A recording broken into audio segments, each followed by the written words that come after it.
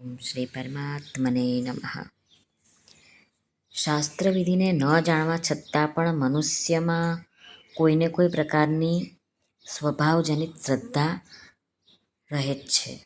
તે શ્રદ્ધાના કેટલા પ્રકાર છે તે ભગવાન આ શ્લોકમાં બતાવે છે. મનુષ્યમાં જે સ્વભાવજનિત શ્રદ્ધા રહેલી છે તેમાં 3 પ્રકાર હોય છે: સાત્વિકી, રાજસી અને તામસી. એમ 3 પ્રકારની શ્રદ્ધા હોય છે. ભગવાન કહે છે કે એને તું મારી પાસેથી સાંભળ.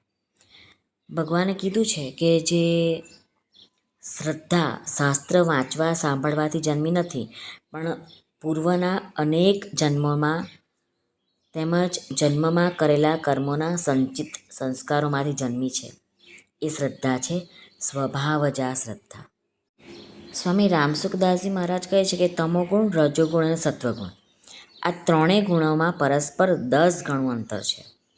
જેમ કે તમોગુણનું 1 ગણું છે તો રજોગુણનું 10 ગણું છે અને સત્વગુણનું 100 ગણું છે. એ રીતે તમોગુણથી 10 ગણો શ્રેષ્ઠ રજોગુણ અને રજોગુણથી 10 ગણો શ્રેષ્ઠ સત્વગુણ છે. એટલે કે તમોગુણ અને રજોગુણ નજીક નજીક છે, જ્યારે સત્વગુણ બંનેથી બહુ જ દૂર છે. આજનો શ્લોક જોઈ લઈએ. આજનો શ્લોક છે શ્રીમદ્ ભગવદ્ ગીતા અધ્યાય 17, શ્રદ્ધાત્રય વિભાગ યોગનો શ્લોક ક્રમાંક 2. શ્રી ભગવાન ઉવાચ ત્રિવિધા ભવતિ શ્રદ્ધા દેહિનાં સા સ્વભાવજા સાત્વિકી રાજસી ચૈવ તામસી ચેતિ તામ શૃણુ. રામસુખદાસજી મહારાજ જે વિવેચન કરે છે એ સાધક સંજીવનમાં કંડારવામાં આવેલા છે. મહારાજ શું કહે છે આપણે જોઈએ. ત્રિવિધા ભવતી શ્રદ્ધા દેહિનામ સા સ્વભાવજા. શ્રદ્ધા 3 પ્રકારની હોય છે: સંગજનિત, શાસ્ત્રજનિત અને સ્વભાવજનિત.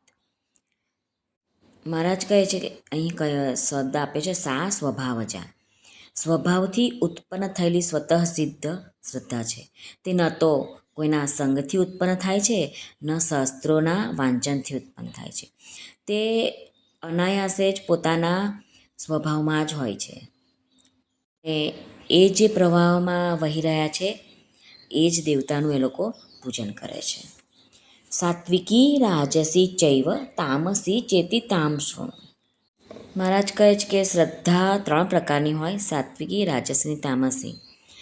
અર્જુનના દ્રષ્ટિમાં સત્વથી દૈવી સંપત્તિ અને રજસથી આસુરી સંપત્તિ આ 2 જ ભાગ છે. અને એમ જ ભગવાન માને છે કે રાજસી અને તામસી આ બંને આસુરી સંપત્તિ જ છે. પરંતુ મહારાજ કહે છે કે બંધનની દ્રષ્ટિએ રાજસી અને તામસી એક હોવા છતાં પણ બંનેના બંધનમાં ભેદ છે.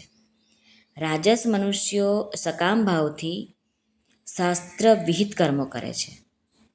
આથી રાજસી જેની સ્વભાવ છે તે સ્વર્ગ વગેરે ઊંચા લોકોમાં જઈને ત્યાં ભોગો ભોગવીને પુણ્ય ક્ષીણ થતાં પછી મૃત્યુલોકમાં પાછા આવે છે.